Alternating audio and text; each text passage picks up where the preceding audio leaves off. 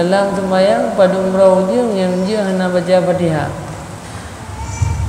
Nya nanam pom nauru yang dia baca.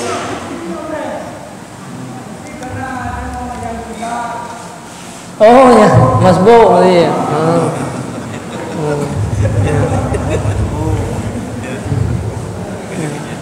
Sebab apa lagi ya?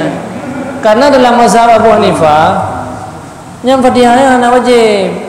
Dalam mazhab Abu Hanifah Fatihahnya hana wajib. Bismillah hana wajib, yang Fatihah hana wajib. Yang wajib baca ayat. Jadi makanya yang gurau ini urung-urung yang kadang-kadang yang belajar di luar bermazhab yang lain juga apa kena nadum kahana baca bismillah le. Ana ukur kahana baca Fatihah. Mudah dalam mazhab yang lain. Kahana baca kunut gagah ho menginannya tuna aman. Nyo kahana baca Fatihah. Ada ketinggilan sesembahyang jutaan. Hai ayatna hadina.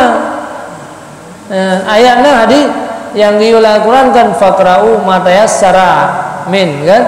Jadi dibaca ada yang mudah daripada Al-Qurannya yang wajib. Sedangkan Fatihah hanya wajib. Ya dalil ini. Wa'bud rabbaka hatta yatiyakal yakin. Tak sembah Tuhan sehingga yakin. Nya urun-urun yang sembah Allah golong yakin. Kamu yang yakin hendak payah sembah le. Hatta sebab wa'bud rabbaka hatta yatiyakal yakin. Nya lagi ada buaya Quran nanti ya. Nah, jadi pada umrah manurung yang hana wajib baca Fatihah. Yang lain yang kena yang ada jawab ya, masbuk ya. Jadi orang yang masbuk, yang orangnya begitu terus kenan hana wate untuk baca Fatihah, maka dia ketinggalkan Fatihah. Nah, dalam mazhab Abu Hanifah memang hana wajib baca Fatihah. Tapi tanya ini beda nak tak baca Fatihah. Bismillah api hanta. Karena dia mazhab Imam Syafi'i. Nya naju yang kana